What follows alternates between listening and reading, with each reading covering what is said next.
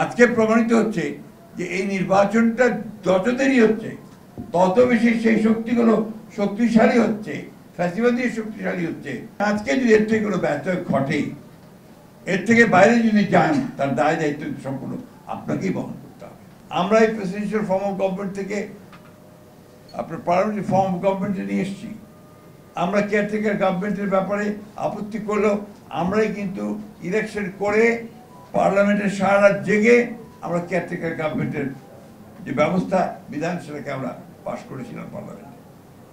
সুতরাং বিএনপিকে কেউ সেইভাবে যদি করে আপনার পোর্ট্রেট করতে চায়, এটা হবে তার নিঃসন্দেহে রাজনৈতিক উদ্দেশ্য প্রণোদিত, সত্য কথা নয়। যাক, আমি সেদিকে যাচ্ছি না।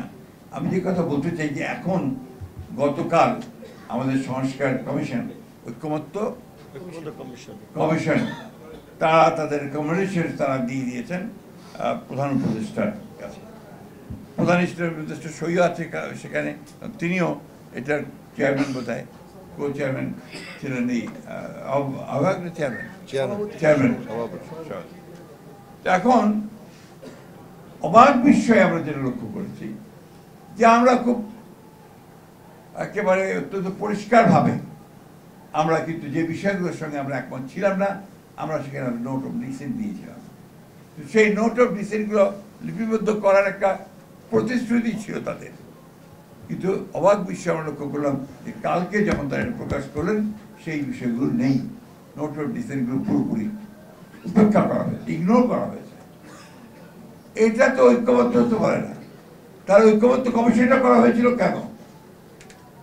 এই ঐক্যবদ্ধ কমিশন, এটা আমি বলবো যে জনগণের সঙ্গে এটা একটা প্রতারণা, রাজনৈতিক দলগুলোর সঙ্গে এটা প্রতারণা, এবং এটা অবিলম্বে এই বিষয়গুলো যদি আপনার একটা ব্যাখ্যা বলেছেন সাকি সাহেব, আমি বলি যে এগুলো আপনার সংশোধন করা প্রয়োজন বলে আমি মনে করি। বাংলাদেশের প্রথম ইমিউনিটি বুস্টার সমৃদ্ধ ফ্যান্টাস্টিক হ্যাপি এনার্জি বিস্কিট।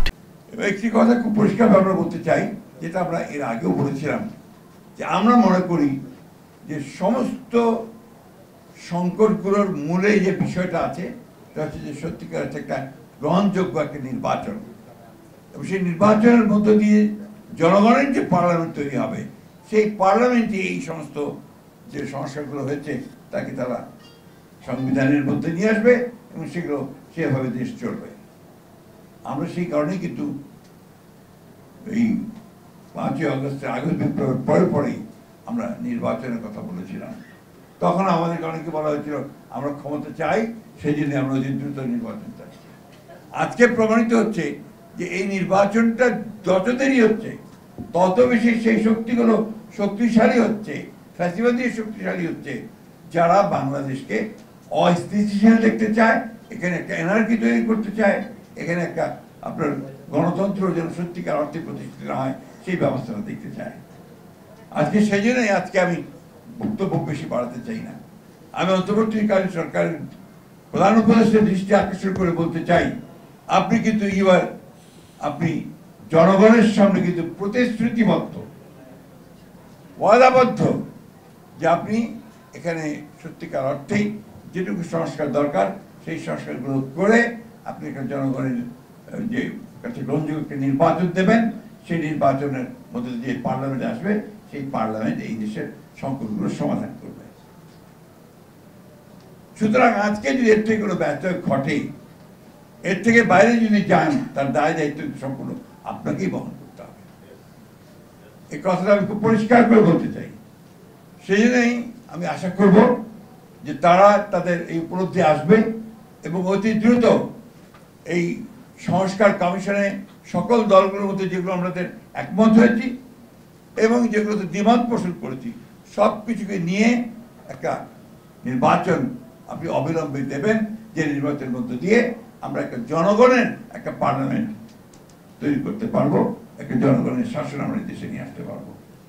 এই কথা বলে আমি আজকে আবার আমাদের এহসান মাহমুদকে আবার ধন্যবাদ জানাতে চাই যে সবসময় সে সত্যের পথ থাকার চেষ্টা করেছে, শত বিপদের মুখেও যত চাকরি চলে যায় তারপরে সে তখন কিন্তু কাজ করেছে। সেই দিনগুলোতে সে কিন্তু আমাদের সঙ্গে যোগাযোগ রেখেই কাজগুলো করেছে।